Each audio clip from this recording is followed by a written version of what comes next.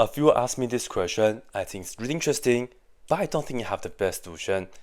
Let me just show you what I have.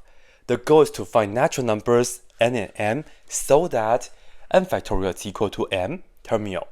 Well, what does this mean? Let's just do a quick review. N factorial, when n is a natural number, we will get n times n minus 1, and you just keep going until you reach 1. Now, when we have m question mark, this is called termial. It's the m's triangular number. Instead of multiplying, you'll just be adding. So you will have m plus m minus 1, and you keep going until you reach 1. And in fact, we have a very nice formula to add this up, because this is just a arithmetic series. You will end up m times m plus 1 over 2. Very nice.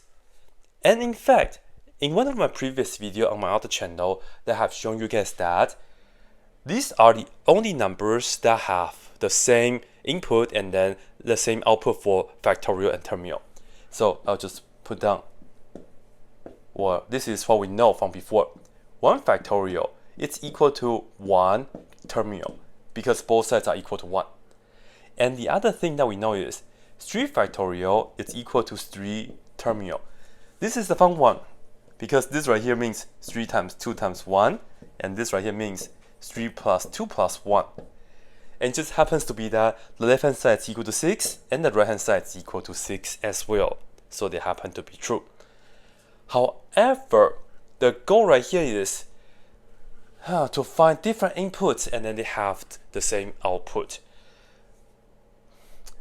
I think this is a really hard question. I can only find another solution, and I don't think people have found all the solutions, but again, let me show you what I have. So this is how I approach this. First, I'm going to keep the n factorial.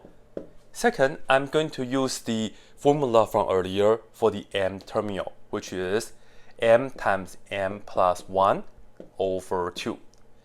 And now if you look at this equation in terms of m, this is actually just a quadratic equation. So let me put this into its standard form.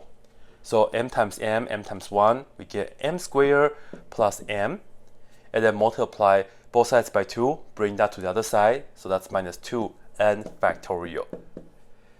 Now, because I'm looking at this as a quadratic equation in terms of m, if you use the quadratic formula, we get m, and then we just get negative b, which is 1 right here, and then we plus or minus square root b squared minus 4ac and all that good stuff.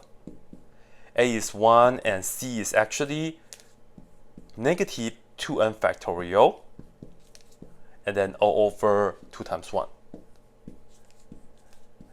And now because we want positive whole numbers, right, for the natural numbers, the negative right here does not make any sense, because otherwise you get negative m. We don't want that. And let's see, this is telling us that m is equal to negative 1 plus square root. This is just 1 plus 8. And then we have n factorial over 2. And then remember, ideally you want to end up with a whole number for m, right? So we have to pick n so that this part right here works out carefully. This is how I approach it, because if you want to say, for what factorial number is equal to some number times the next number, right, m plus 1, and then divided by 2, that's too hard in my opinion. It might be just easier if you look at this right here. What we want is that 1 plus 8 n factorial as a square number. So I'll just say k squared for some number k. So k as a whole number as well, of course. And this right here is actually not easy either. So right here, that's why I said I don't think I have the best solution, and I pretty much just guess and check.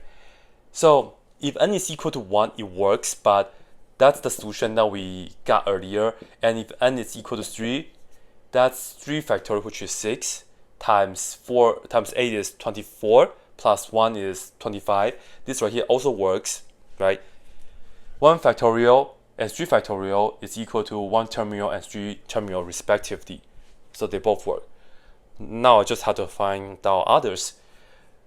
When n is equal to 4, I will tell you it does not work.